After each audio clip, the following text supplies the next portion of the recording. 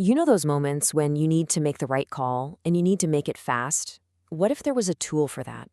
Well, today we're diving into a really powerful mental model. It was born in the intense world of aerial combat, but it can completely change how you think and act in your everyday life. So, our story doesn't start in a boardroom or some university lab. Nope, it starts thousands of feet up in the air with a secret that fighter pilots used for survival and for victory.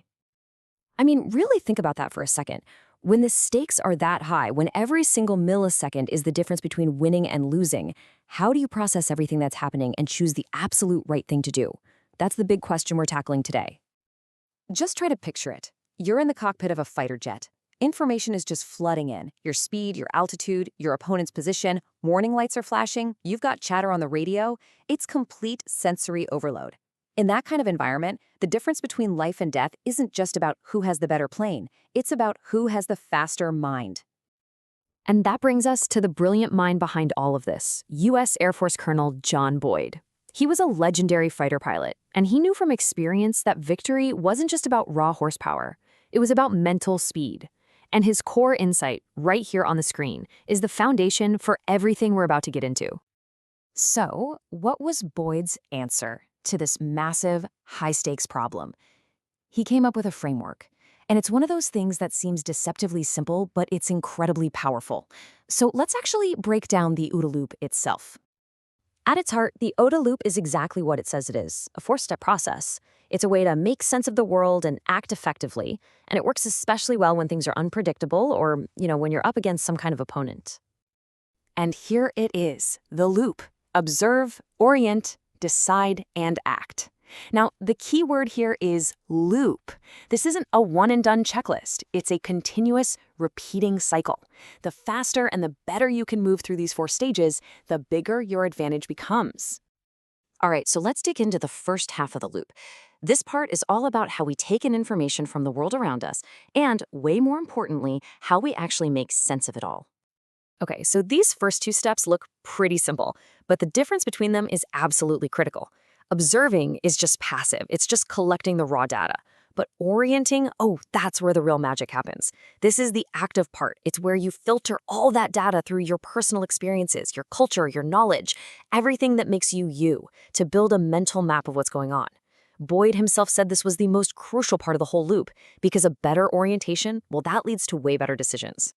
And this is a perfect way to see that difference in action. It's cloudy.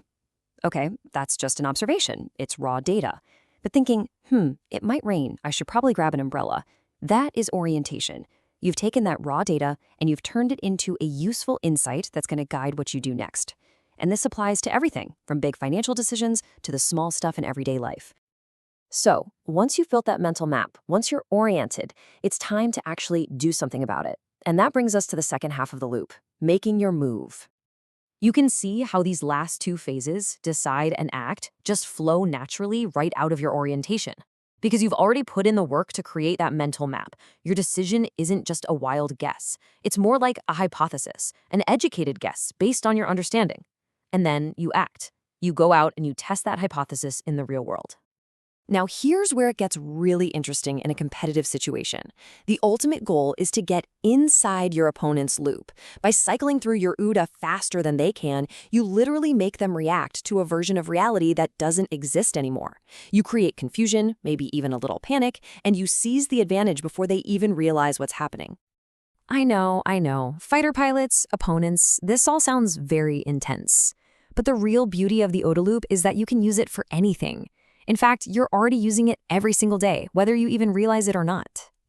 Check out this super simple coffee shop scenario. You run this entire loop in just a few seconds, probably without even thinking about it. You observe two shops. One's got a huge line. You orient, realizing that long line means a 10-minute wait and you're going to be late. You decide to go to the shop with no line. And then you act. You walk right in. We are constantly running this loop all day long. And that's really the most important thing to take away from all this. Don't think of the OODA Loop as some rigid step-by-step formula. It's not a checklist. It's a mindset.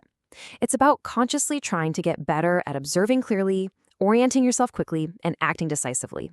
It's all about being more agile in your thinking. So the next time you're facing a challenge, or maybe a negotiation, or even just a simple choice in your day, think about the loop. Ask yourself, am I observing what's really there?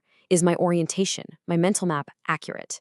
By just understanding this framework, you're already a step ahead. So the only question left is, what are you going to do with it?